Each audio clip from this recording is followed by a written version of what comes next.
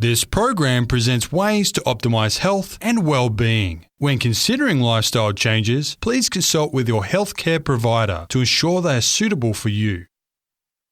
Hello and welcome. I'm Kaysie Vokurka.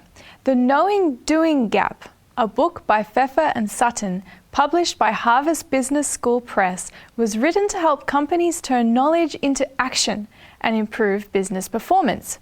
This book identifies and addresses the disconnect between knowledge and action in the business world.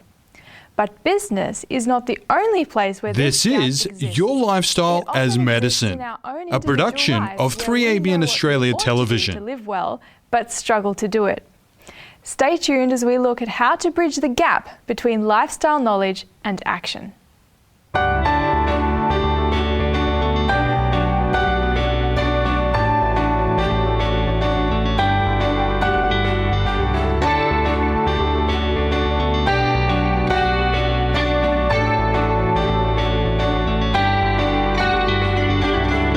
I'm so glad you're with us. On this program, we explore ways that you can shape your lifestyle as medicine. Today, we're going to dive into a very vital area of lifestyle medicine: how to make lifestyle changes. This is where the rubber meets the road, where knowledge is applied so that you can actually reap the benefits of healthy habits. Joining us is Lorenzo Berry, a lifestyle coach with a graduate diploma in lifestyle medicine. Lorenzo, welcome, and so glad you can be with us today. Hi, Kaysie. Thanks for having me. Pleasure to be here. That's great. Now, Lorenzo, you've done quite a bit with lifestyle coaching with people over the years. Can you tell us a little bit about your experience with that? Yeah, sure, Kaysie. I think it's something I really fell into incidentally in the early days. And that was simply sharing my own health journey and the transition that I had taken. And that was inspiring to others. And then I began to see that information alone wasn't sufficient to make the change. It was looking at what motivates us and how to link that motivation with information in order to make tangible results. So from those early days, I then transitioned into primarily, I guess, helping people with their smoking addiction. And so it was a very focused lifestyle change as we worked through, and that's a journey that's probably 20-something years now that I've been working with people at different times, helping them quit smoking. And then I have maybe a dozen years across the fitness industry that, you can see many people who would even turn up to a gym, say, and not get the results they're looking for because of a number of factors that were holding them back, that sat behind really their exercise and their motivation and commitment to exercise. So, yeah, it's a field I've been involved with for some time, and then chose over the last, probably 6 years to do formal training and qualifications in that space that have certainly enhanced my hands-on experience. Yeah. And so what would you say makes you most passionate about this kind of thing, helping people on this change process? Yeah, I guess it's really that satisfaction. I'm sure many people can relate to the aha moments that we have when, we've been working away at something, whether it's a jigsaw puzzle and you've got the final piece in, or you found the last word in a crossword, or just that moment when the light bulb gets turned on in our lives and we see that there's a new piece of life, whether it's information or whether it's an experience that gives us a greater sense of fulfillment and meaning and purpose. And so those aha moments is really what takes place when we go from having a lot of information but not a lot of action to then allowing someone to take action that's meaningful for them. Yeah. Yeah, so this is really something that's transforming people, isn't it? helping them through the Absolutely. process. And you mentioned before you've had sort of your own journey of lifestyle change and having to grow through that, and that would also feed into your experience and passion as well. So tell us a bit more about this whole change process, because obviously I think most people who are thinking about making lifestyle changes can be faced with all sorts of obstacles and fears, and it can be a very daunting thing to just think about, how am I going to achieve this, or how can I get where I want to be, when it just seems like it's a minefield of challenges. Where would you take someone to start with in this journey? Yeah, sure. And not too long ago, Kaysie, really the starting point would have been a goal-setting process. And you're probably familiar with, SMART goals. They've got to be specific, they've got to be measurable, they've got to be achievable, realistic, time-based, all those sorts of things. Now, they're good, but it's not the whole story. So for anyone who's viewing this today and they've been setting SMART goals and still getting frustrated that they're not getting the traction that they're desiring, and some would say even deserving, it's because SMART goals really only address a small part of the problem when we talk about desired change. And it identifies the what. It doesn't really give us much traction in the how. And so maybe if we just take a look at the first slide, I find it kind of humorous, but I guess that depends on your perspective. Whether you identify more as the mouse or more as the cat. But what I want us to take from this picture is this sense of hopes. You can well imagine the cat's looking at the mouse, hoping that this is going to be its dinner. Yeah. We can take it from the perspective of the mouse and say, I hope I'm not the cat's next dinner.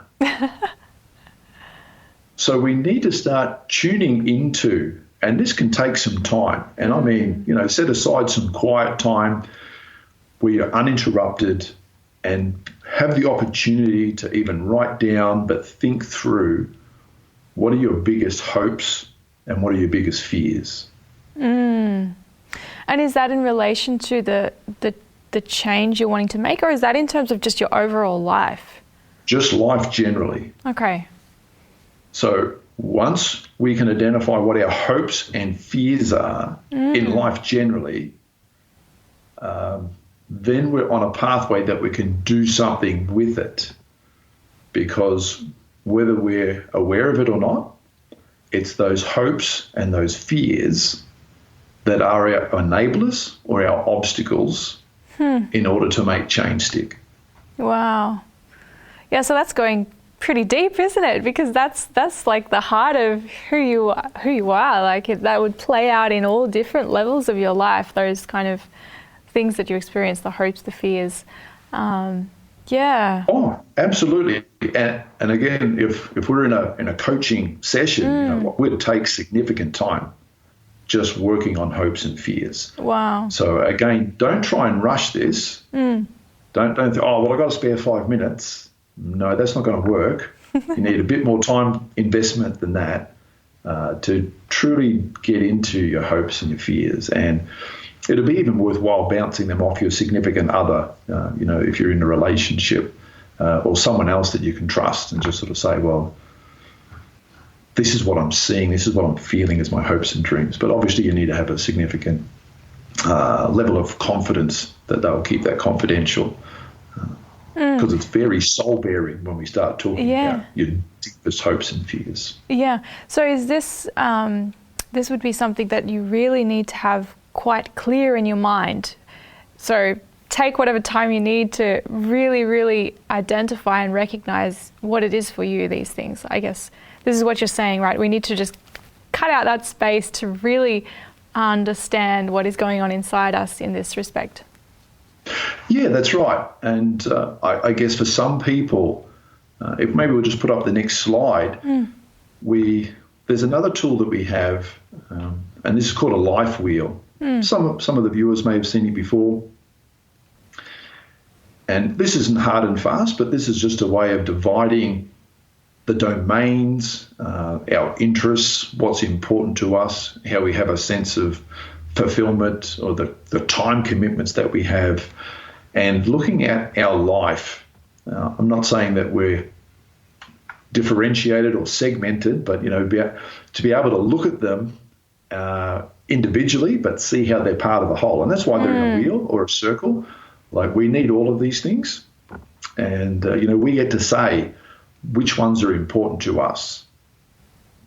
So sometimes when we look at the life wheel, it enables us to dig a little bit deeper into what those hopes and fears are when we start identifying intentionally those different aspects to our lives that hold meaning and value to us. Right, so as we're going around the life wheel, are we, I guess, identifying, like, does this part of the wheel exist in my life, or how much is this taking a chunk up? Like, what are we evaluating here with that wheel? Well, with that wheel, and mate, that's a great question, and I've got another slide for that. So this is a little one I've prepared. So we begin to evaluate. Again, this is all self-reflection. We begin to evaluate how we see ourselves at this point in time in each of those domains that we've identified as meaningful and valuable to us. And so these are just random generated factors. If you want to imagine a scale of 0 to 10, with 10 being on the outermost circumference of the circle, we can put a relative weighting on each of these areas. So as you can see there, you may be traveling fairly comfortably with your financial goals and the financial aspect of your life. You may be okay with academic, career. You may, when you're honest with yourself, you may have a sense that maybe I've sacrificed some intimacy, maybe I've sacrificed some of my friendships in order to be more successful. If I use that word in academia or in career or in finances, and maybe some of those areas where I'm experiencing greater success, I may need to pull back on a little bit. But when we can reflect and evaluate how we are traveling in each of these important domains, and again, I'll stress that these are our self-identified.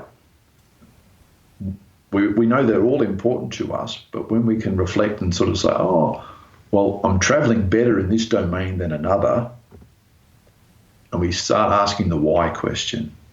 Why am I traveling better in that domain than another?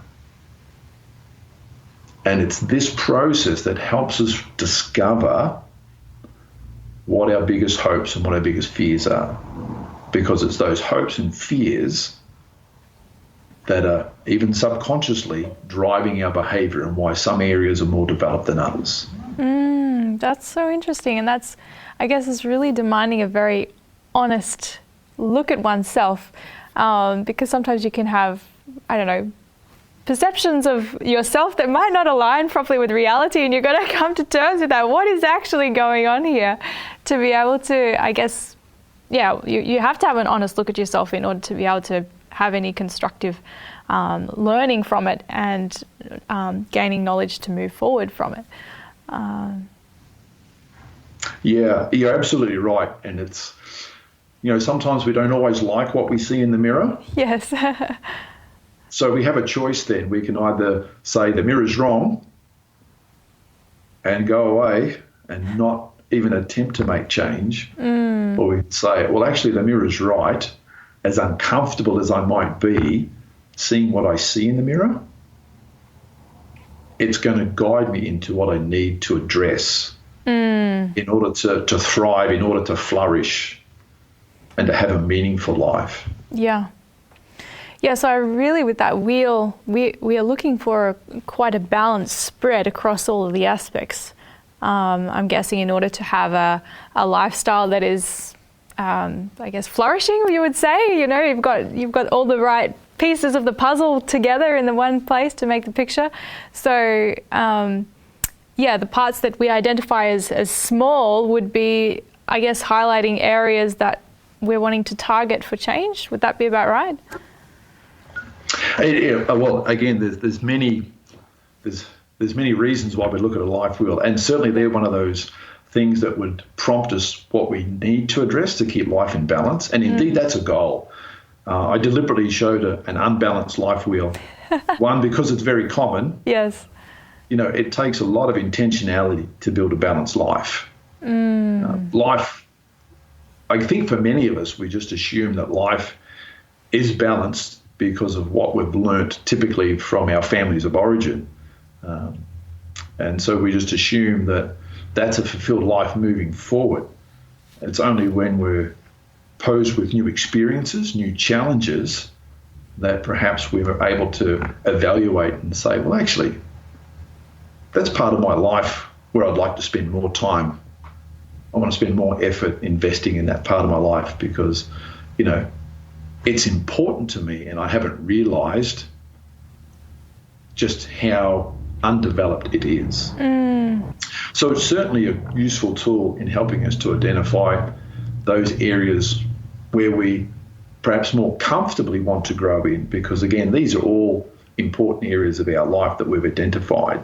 Yeah, absolutely. And so obviously now this whole process, we've thought about our hopes and fears. We've gone through this life wheel, and that has also highlighted maybe some more hopes and fears we didn't realize until we looked at those different areas of our lives. How do we bring those two like self-evaluative processes together to then, I guess, move forward in understanding where is the best point for us to make a change from here? Yeah, great question, Kaysie. So as we've identified our hopes and fears and we're evaluating how we're succeeding already and where we need more development, then, and again, depending on your personality, this is going to be easier for some people than others, is to keep a record of your daily schedule. Oh, okay. Yeah. So, and we've got a sample one that we can put on the screen. But, and again, this isn't going to be true for everyone, but just an example of what happens in your day. And we want to do this on a couple of days during the week. We want to choose a day on the weekend and look at how we are living life. What are those elements that are in our life? So just for brevity, you can see on the example that I've skipped time at work. We've got a bit of a morning routine, what time we wake up, what's our morning pattern. In this example, there was a morning devotion. We get out of bed, we have a shower, we dress, prepare breakfast, eat breakfast, watch the morning news, drive to work listening to a podcast. Few examples of what may be in a typical day. Then we have a drive home. Rather than listening to a podcast, we might be talking to friends on the phone, building a little bit of connection. Then we're eating dinner with the family, and then what happens at the end of the day after that. So there's elements in the work life, elements in the personal life that we just want to acknowledge that take place day in, day out. Now, these are important as we understand our schedule and our daily habits, because our hopes and our fears have a direct interface with our daily habits. So it's those hopes and fears that we've now identified and brought to the surface. They've always been there, but we've just brought them to the surface, and now we're consciously aware of them. And as we now take a look at our daily habits, we begin to see how the way we live is an expression of those hopes or fears. Wow, that's interesting how deep that goes, all the way into things that we would take for granted. Oh, that's just normal, like that's just life.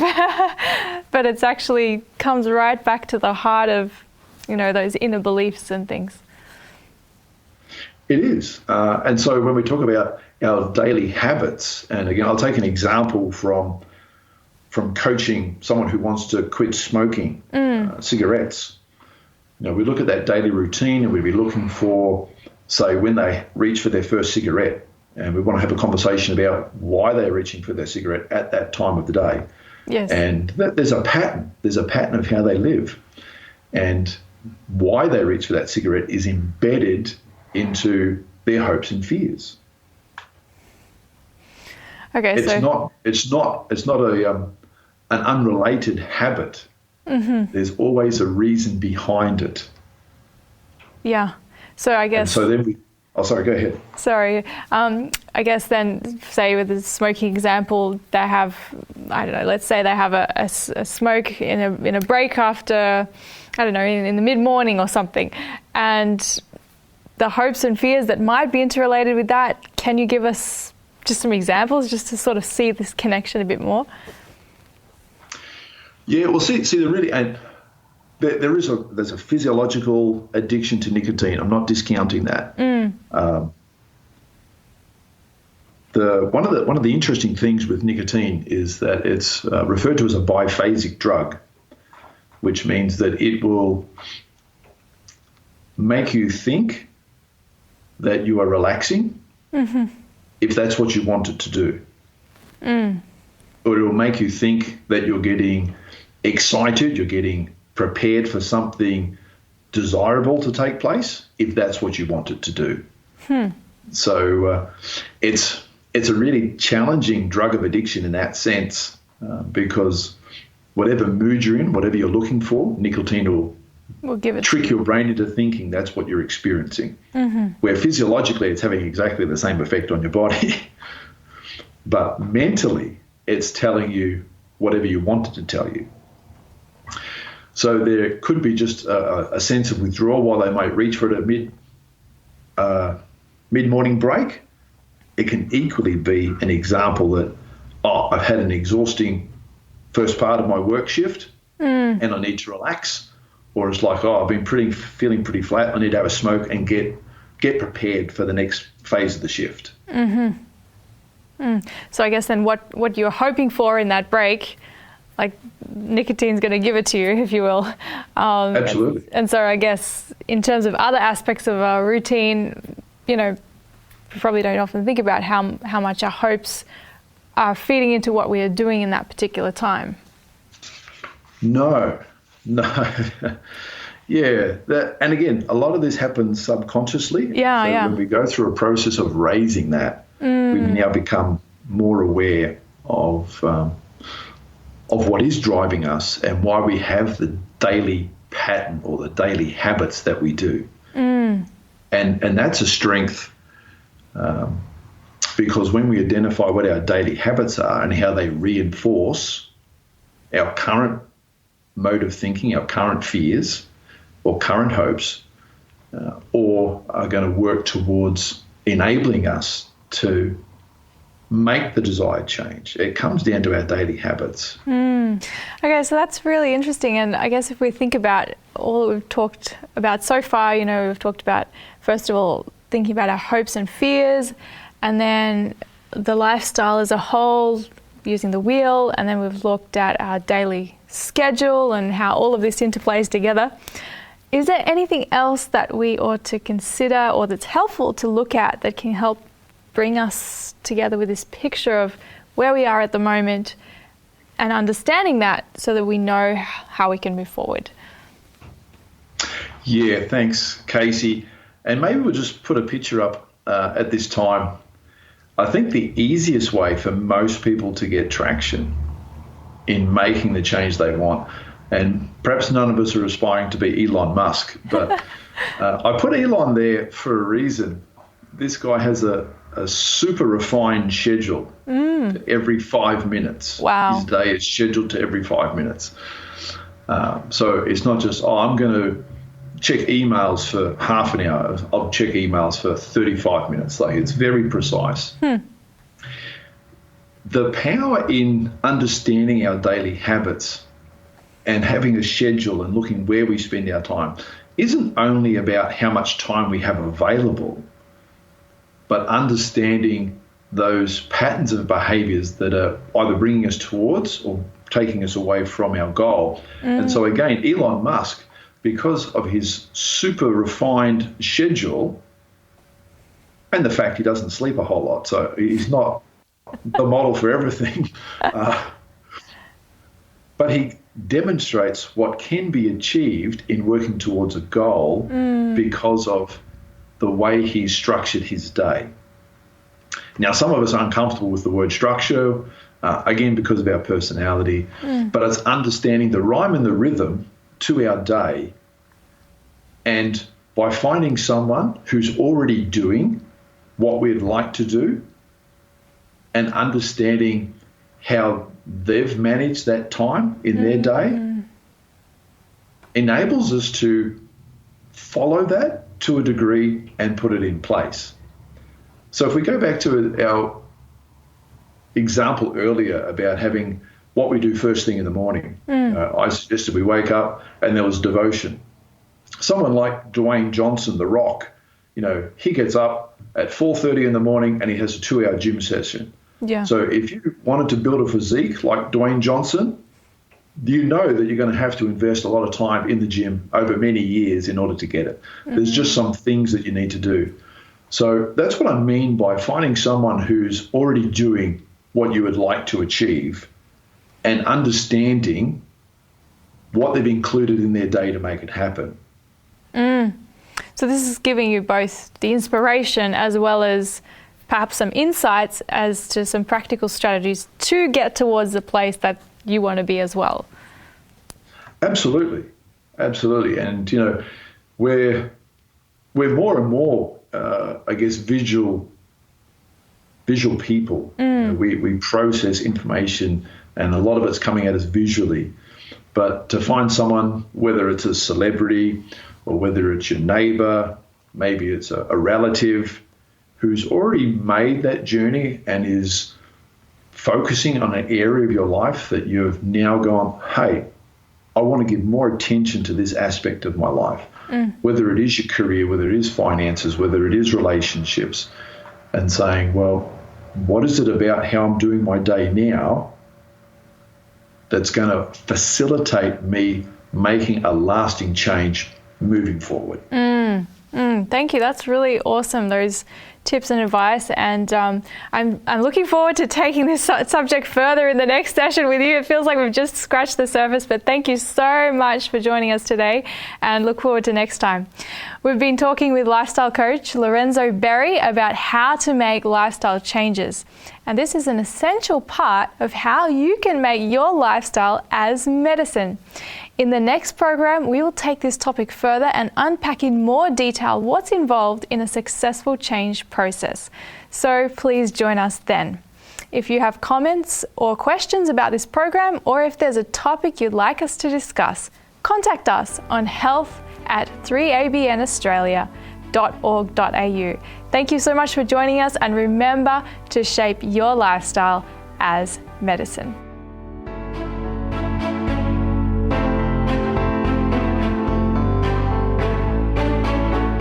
You've been listening to Your Lifestyle as Medicine, a production of 3ABN Australia Television.